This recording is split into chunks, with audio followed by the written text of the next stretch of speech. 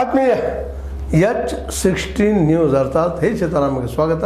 ನಾನು ನಿಮ್ಮವ MIS ಮಲ್ಲಪ್ಪ ಜೋತವರು. ಒಂದು ಸಂತೋಷದ ಸಂಗತಿ, ಈ ಕಾಂತರಾಜ್ ವರದಿಂದಾಗಿರ್ಬೋದು ಅಥವಾ ಜಯಪ್ರಕಾಶ್ ನಮ್ಮ ಕೆ ಹೆಗಡೆ ಅವರಿಂದಾಗಿರ್ಬೋದು, ಇವರ ಈ ಒಂದು ವರದಿಂದಾಗಿ ಇವತ್ತು ವಿಶೇಷವಾಗಿ ಅಲ್ಲಲ್ಲೇ ಒಡಕಾದಂಥ ಸಣ್ಣ ಸಣ್ಣ ಚಿತ್ರ ಗುಂಪುಗಳಾಗಿದ್ದಂಥ ವೀರಶೈವರಾಗಿರ್ಬೋದು, ಲಿಂಗಾಯತರಾಗಿರ್ಬೋದು, ಜಾತಿ ಉಪಜಾತಿಗಳು ಮಾಡಿಕೊಂಡು ತಾವು ಹೆಚ್ಚು ನಾವು ಹೆಚ್ಚು ಅನ್ನುವಂಥ ಪರಿಸ್ಥಿತಿಯಲ್ಲಿರುವಾಗ ಈ ವೀರಶೈವ ಮತ್ತು ಲಿಂಗಾಯತ ಇಬ್ಬರು ಕೂಡುವಂಥ ಪ್ರಯತ್ನ ಬೆಳಗಾವಿಯಲ್ಲಿ ನಡೆದು ಭಾಳ ಸಂತೋಷ ಪಡುವಂಥ ವಿಷಯ.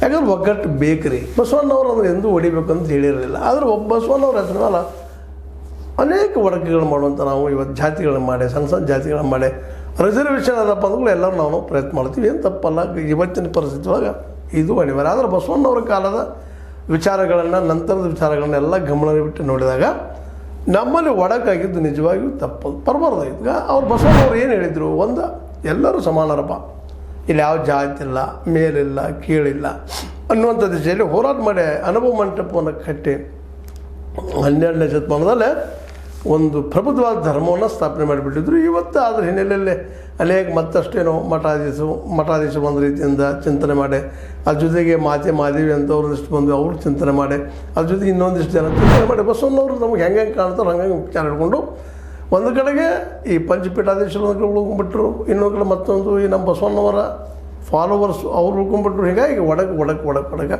ಅದರಲ್ಲೂ ಈ ಜಾತಿ ವ್ಯವಸ್ಥೆ ಒಡಕ್ಕೆ ಮಾಡ್ತದೆ ಅಂತ ಹೇಳಿದ್ರು ಪೂರ್ವದಲ್ಲೇನ ಇವರು ಒಡೆದು ಬಿಟ್ಟಿದ್ದಿರೋದು ಜಾತಿ ಹೆಸರ ಮೇಲೆ. ಮತ್ತು ಜಾತಿ ಮಾಡಬಾರ್ದು, ಯಾವ ಜಾತಿ ವಿರೋಧ ಹೋರಾಟ ಮಾಡಿದ್ರು ಬಸವಣ್ಣವರು.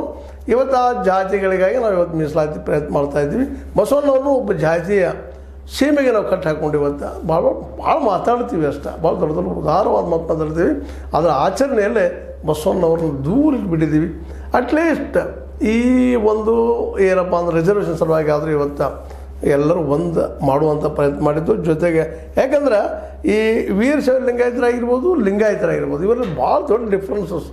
ಅವ್ರನ್ನ ಕಂಡ್ರೆ ಅವ್ರಿಗೆ ಆಗೋದಿಲ್ಲ, ಇವ್ರನ್ನ ಕಂಡ್ರೆ ಅವ್ರಿಗೆ ಆಗೋದಿಲ್ಲ. ಆದರೂ ಒಂದೇ ಸಮಾಜದಲ್ಲಿ ಇದ್ದೀವಿ ನಾವು, ಕೂಡಿ ಬದುಕಲೇಬೇಕಾಗಿದೆ, ಎದ್ದ ತಕ್ಷಣ ಒಬ್ಬರೊಬ್ಬರು ನೋಡಲೇಬೇಕಾಗಿದೆ.